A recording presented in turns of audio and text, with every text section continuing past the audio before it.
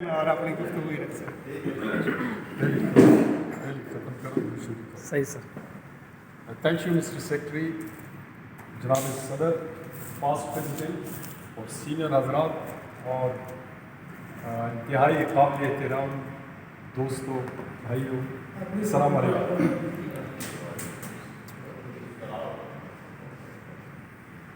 اعوذ باللہ من الشیطان الرجیم، بسم اللہ الرحمن الرحیم.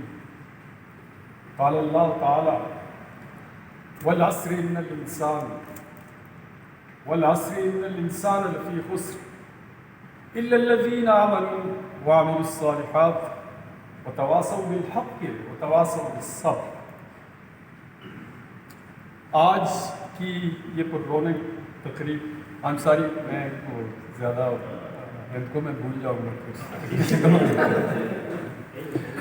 آج کی یہ تقریب آپ لوگوں نے مجھے میری عزت افزائی کے لیے منعقد کی. میں اس کا تہ دل سے آپ سب کا شکر گزار ہوں. آج ہی کے دن ہمارے ایک بھائی ریاست صاحب کے والد محترم کا انتقال ہوا. ہم سب کو اس کا انتہائی دکھ ہے اور ہم سب جانتے ہیں کہ والدین اللہ کی طرف سے نعمت، ایک سایہ ہے. اگر وہ کچھ کریں یا نہ کریں، انتہائی ضعیف بھی ہوں اور اگر گھر میں پڑے رہے تو انسان اپنے آپ کو سکیور محسوس کرتا ہے. میں صرف اپنی زندگی سے متعلق آپ سے عرض کروں کہ میں نے اپنی زندگی میں بہت بڑے بڑے بلنڈر کیے ہیں جن کا میں مینشن کرنا بھی شرم محسوس کرتا ہوں. لیکن جب تک والدین زندہ تھے، اسپیشلی والدہ، میں کہیں نہ کہیں سے نکل جاتا ہوں. تو یہ اللہ کا بہت بڑا احسان ہے، اللہ کا بہترین نظام ہے کہ جس میں کل کے والدین، کل کے بچے آج کے والدین بنتے ہیں.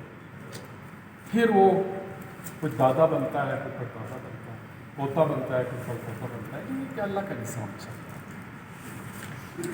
جہاں تک اس تنظیم کا تعلق ہے، میں اس سے پہلے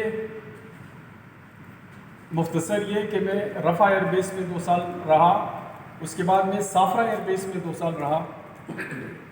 اس کے بعد مجھے یہاں آنا پڑا. قسمت آپ لوگوں کے ساتھ ملاقات ہم نے کرنی تھی آپس میں. تو یہاں آ کے میں نے دیکھا، یعنی اس کا بیک گراؤنڈ کیا ہے اس تنظیم کا. یہاں آ کے میں نے دیکھا کہ ہم کوئی 7، 8 یا 10 آدمی ہوں گے، لیکن ہمارا آپس میں کوئی میوچل، کوئی کوآرڈینیشن کسی لیول پہ نہیں. یعنی میں جب آیا تو میں آیا تو بیڈ رپورٹ پہ تھا. تو یہاں پہ جو ہمارے دوست تھے، یعنی کوئی ایک کپ چائے کا بھی وہ نہیں تھا رواج کسی کو بلا کے تو آپ آئے ہو یار. اس بات کا میرے ذہن پہ بہت شوق تھا، لیکن میں کسی کو بیان نہیں کر سکتا تھا یار کس سے بیان کروں. لیکن میں جہاں جہاں پیچھے رہا ہوں پاکستان میں بھی، وہاں ایک ترتیب ایسی گرائیشپ کی، ایک اجتماع کی، ایک یگانیت کی، ایسی میٹنگز کی رہی ہیں. پاسٹ جو ہمارا ایکسپیرینس اس میں یہ چیز موجود تھی. تو یہاں پر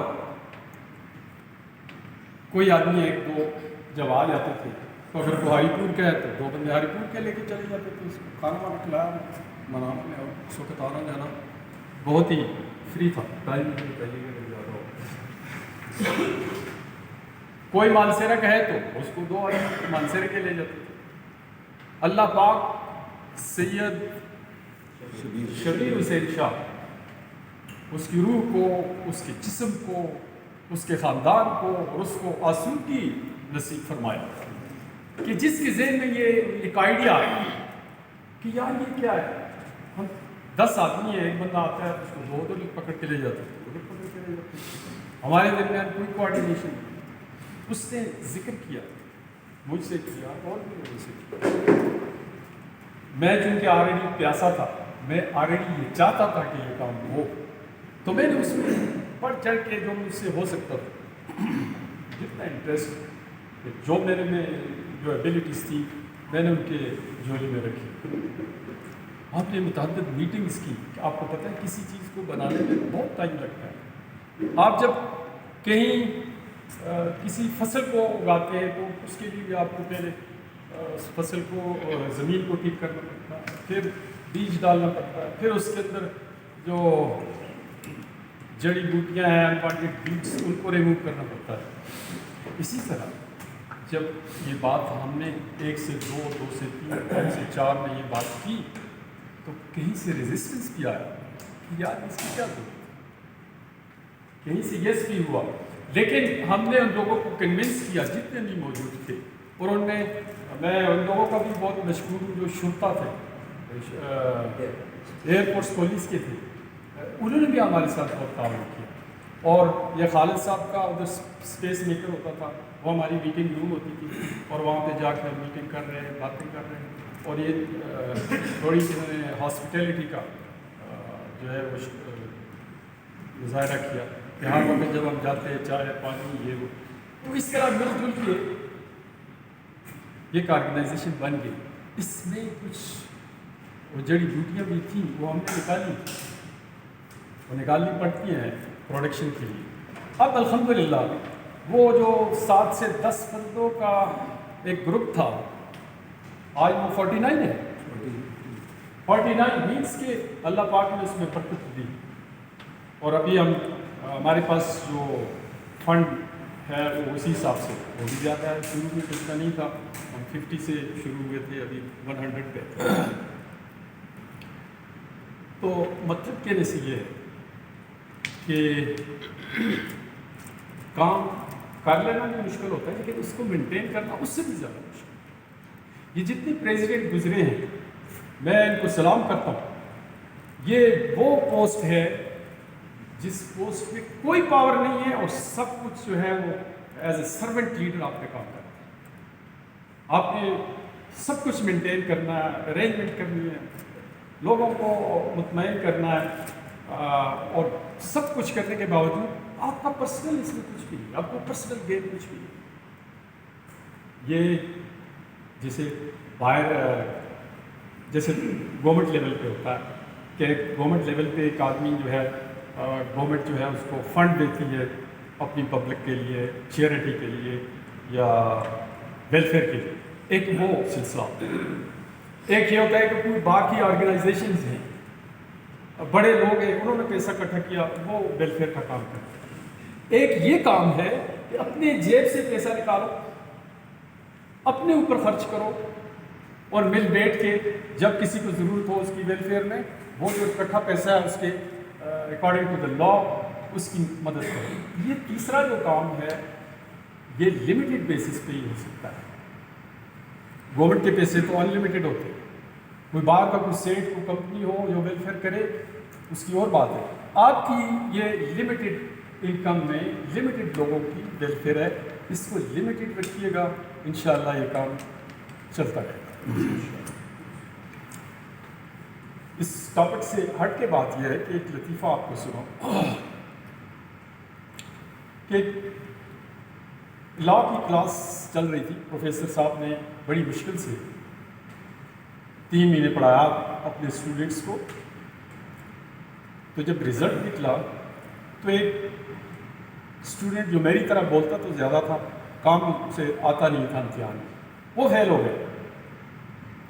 جب وہ فیل ہو گیا تو اس دوسرے دن وہ آیا اسکول میں تو اس کالج میں، تو اس نے اپنے پروفیسر کو کہا سر آپ نے مجھے فیل کر دیا. میں نے کہا یس آپ فیل ہو تو کیا. میں نے کہا میں آپ سے سر ایک سوال کرتا ہوں اگر آپ مجھے اجازت دیں، اور اگر آپ نے میرے سوال کا جواب دے دیا تو ٹھیک ہے مجھے منظور ہے فیل، لیکن اگر نہ دیا تو پھر مجھے آپ پاس کریں گے. تو پروفیسر صاحب نے کہا ٹھیک ہے آپ سوال کریں. تو اسٹوڈنٹ نے بولا سر ایک چیز بتائیے جو لیگل تو ہے لیکن لاجیکل نہیں ہے، یا وہ لاجیکل تو ہے لیکن لیگل نہیں. یا نہ وہ لیگل ہے نہ وہ لاجیکل ہے، یہ کون سی چیز ہے؟ پروفیسر نے کہا یار تم یہ کیسے سوالات کرتے ہو، چلو میں نے آپ کو پاس کیا، میں مجھے اس کا جواب ملا۔ نیکسٹ ڈے جب وہ پھر کلاس میں گیا، رات کو سوچتا رہا اس کا جواب نہیں ملا، تو نیکسٹ ڈے جب پھر وہ کلاس میں گیا تو پروفیسر نے وہی سوال دہرایا کہ یار کوئی آدمی اس سوال کا جواب بتا سکتا ہے کہ ایک چیز لیگل ہے لاجیکل نہیں ہے، لاجیکل ہے اور لیگل نہیں ہے، لیگل بھی نہیں ہے اور لاجیکل بھی نہیں ہے، بات کریں۔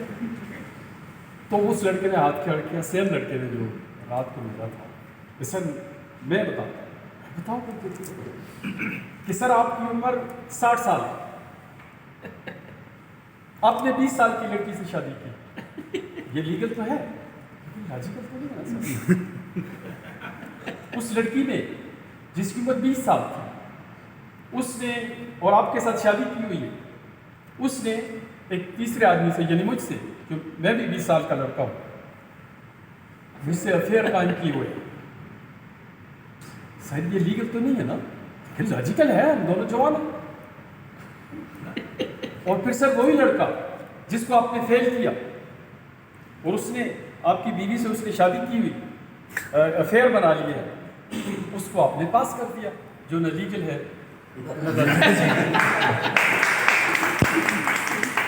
میرے دوستوں، قوانین کے لاس کے چکر میں نہ پڑنا، آپ نے پڑھنا ہے ہمدردی کے چکر میں، آپ نے پڑھنا ہے خدمت کے چکر میں۔